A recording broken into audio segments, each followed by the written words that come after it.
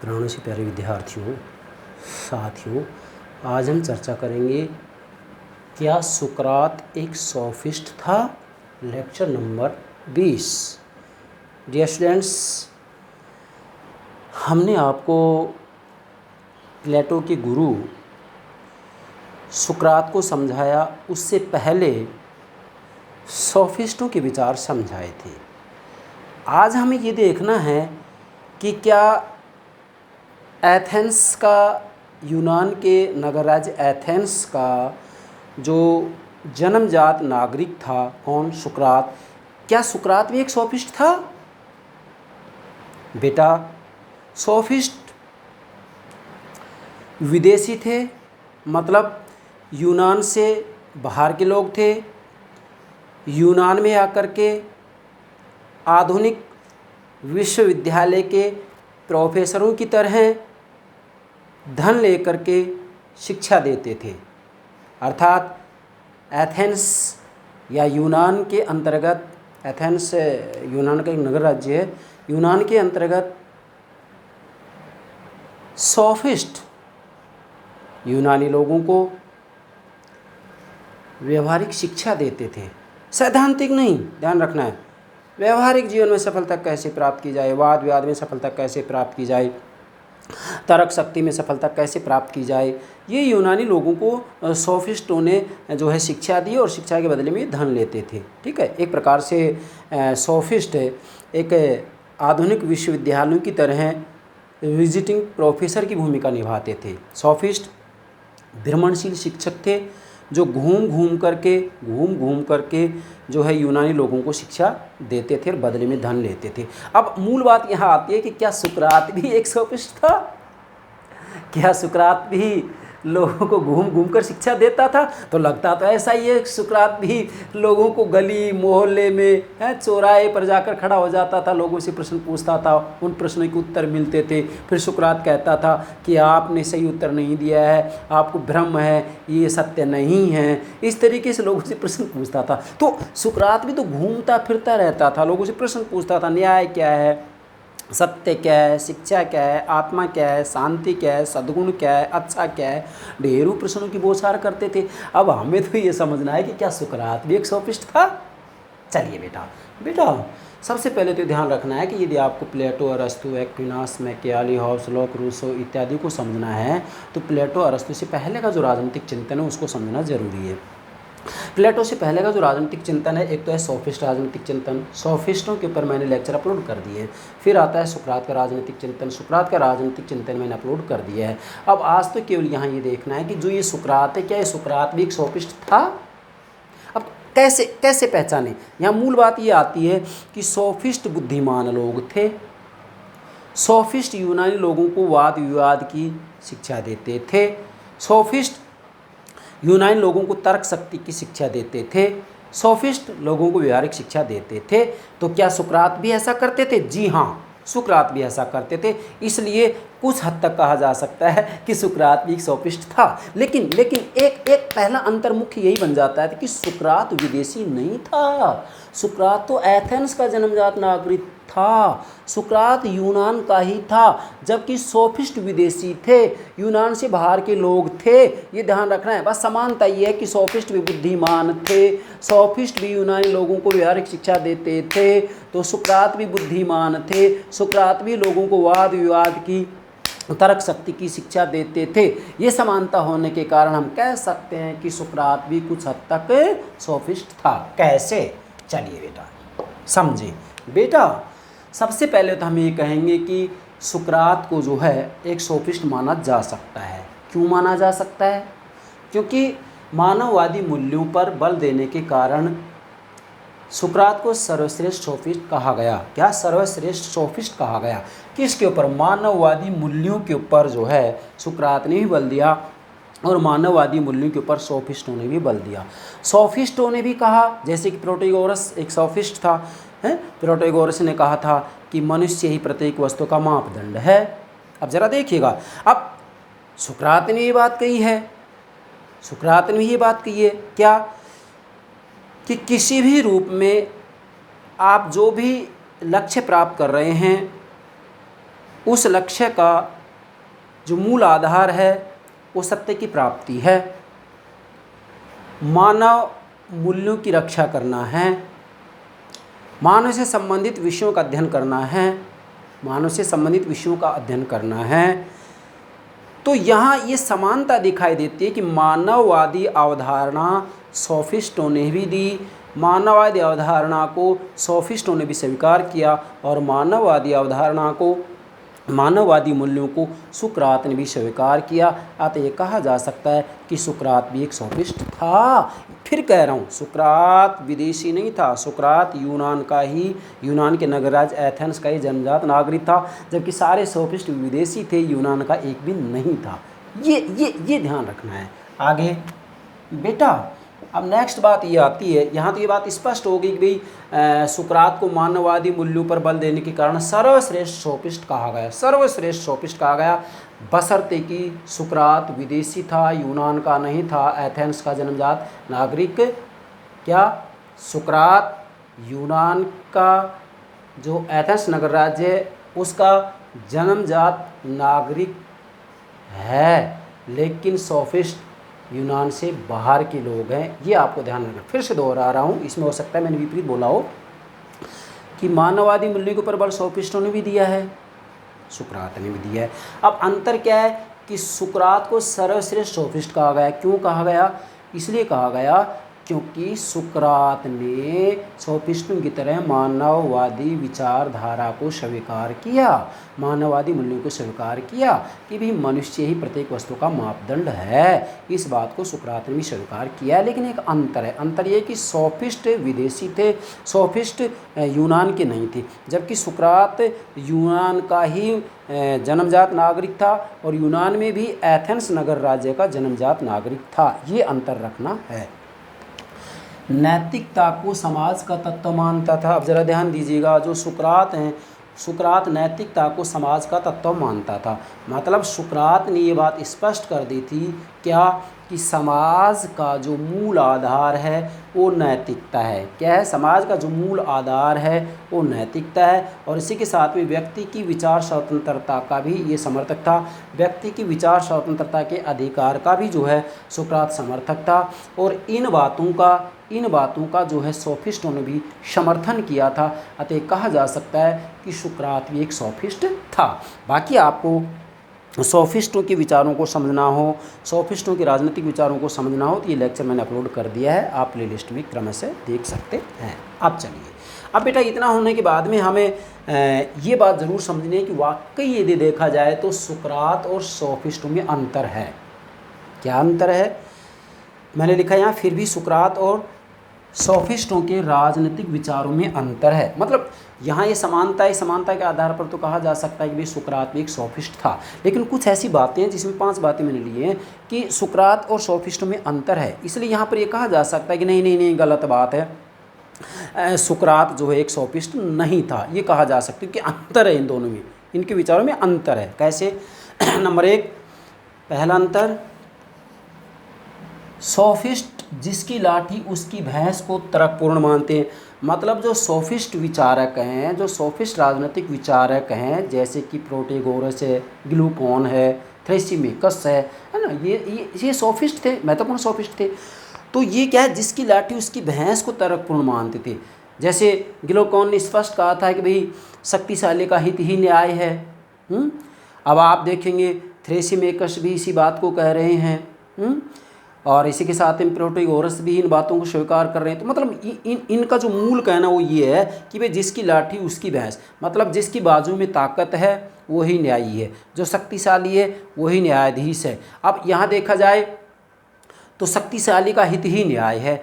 तो यहाँ पर सोफिस्टों ने कहा था कि भाई सरकार शक्तिशाली होती है, इसलिए सरकार के द्वारा जो आदेश दिया जाता है वही न्याय है, भले ही गलत आदेश दिया गया हो। तो सोफिस्ट इस बात को कह रहे हैं।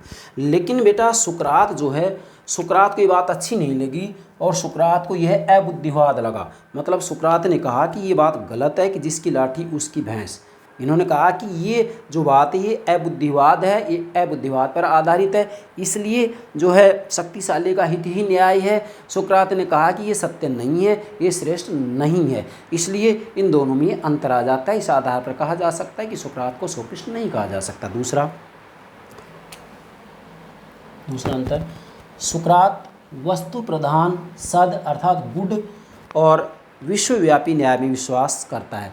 मतलब जो सुकरात हैं, सुकरात वस्तु प्रधान सद, गुड सद मतलब अच्छाई, सद मतलब अंतिम सत्य, सद सद्गुण, सद और विश्वव्यापी न्याय में विश्वास करते हैं। मतलब जो सुकरात हैं ये एक विश्वव्यापी सत्य की बात करते हैं। इनका कहना है कि इस दुनिया में एक अंतिम सत्य होता है, उस अंतिम सत्य की प्राप्ति ही मनुष्य का अंतिम लक्ष्य है। और इन्होंने कहा, सुकरात ने कहा कि वास्तविक रूप में देखा जाए तो सभी भौतिक वस्तुओं के पीछे एक अंतिम विचार सत्य होता है, एक अंतिम विचार सत्य होता है और विचार सत्य की प्राप्ति, उस विचार सत्य की प्राप्ति मनुष्य का लक्ष्य है। इसलिए इन्होंने जो है लक्ष्यात्मक चिंतन को अपना आधार बनाया कि वास्तविक रूप में देखा जाए तो प्रत्येक मनुष्य के जीवन का अपना एक लक्ष्य होता है और लक्ष्य है अंतिम सत्य की प्राप्ति करना। तो सुकरात इस बात के ऊपर बल देते हैं, जबकि सोफिस्ट हैं, सोफिस्ट को नकारते हैं। सोफिस्टों का कहना है कि अंतिम सत्य जैसी कोई चीज़ नहीं है, अंतिम सत्य जैसी कोई चीज़ इस दुनिया में नहीं है। समय और परिस्थिति के हिसाब से जो है सत्य के स्वरूप में परिवर्तन होता रहता है। समय परिस्थिति के हिसाब से जो है परंपराओं में, कानूनों में, नैतिकता में परिवर्तन होता रहता है। ये जो बात है सोफिस्टों ने कही है, अतः इस आधार पर भी कहा जा सकता है कि सुकरात को सोफिस्ट नहीं कहा जा सकता। तीसरा अंतर है, सोफिस्टों ने विश्व को यांत्रिक बतलाया। अब जरा ध्यान दें, सोफिस्ट हैं जो सोफिस्टों ने विश्व को यांत्रिक बतलाया, जबकि सुकरात ने विश्व को यांत्रिक नहीं बतलाया। कैसे? क्योंकि सुकरात ने लक्ष्यात्मक और सोफिस्टों ने वर्णनात्मक चिंतन को अपना आधार बनाया। अर्थात सुकरात ने अपने चिंतन का आधार लक्ष्यात्मकता को बताया और कहा कि मनुष्य का लक्ष्य है अंतिम सत्य की प्राप्ति, अंतिम सत्य की प्राप्ति। जबकि जो सोफिस्ट हैं उन्होंने केवल अपने चिंतन का आधार वर्णनात्मकता को माना, केवल वर्णन मात्र को माना, बाकी अंतिम सत्य की प्राप्ति इनका कोई लक्ष्य नहीं था। अतः यहाँ भी कहा जा सकता है कि सुकरात एक सोफिस्ट नहीं कहा जा सकता। चौथा अंतर है बेटा, सोफिस्ट की जो शिक्षा है या सोफिस्टों ने जो शिक्षा दी थी वो बेटा व्यावसायिक शिक्षा थी। मतलब जो ये सोफिस्ट हैं, जैसे कि मैं कहूँगा प्रोटेगोरस है, थ्रेसिमेकस है, ग्लूकॉन है, ग्लूकोन भी कह सकते हैं इसको। तो इन्होंने जो शिक्षा देती थी, इन्होंने जो शिक्षा दी थी यूनानी लोगों को, वो बेटा व्यावसायिक शिक्षा थी। क्यों थी? क्योंकि सोफिस्ट भ्रमणशील शिक्षक थे, ये यूनानी लोगों को घूम घूम कर शिक्षा देते थे और व्यवहारिक शिक्षा देते थे, शिक्षा देते थे बदले में धन लेते थे।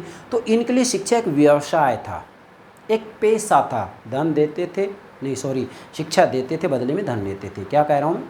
शिक्षा देते थे बदले में धन लेते थे। जैसे कि आधुनिक विश्वविद्यालयों में जो विजिटिंग प्रोफेसर होते हैं उनकी तरह ही जो है ये सोफिस्ट लोग थे। तो सोफिस्टों ने जो शिक्षा दी थी बेटा वो व्यावसायिक शिक्षा थी।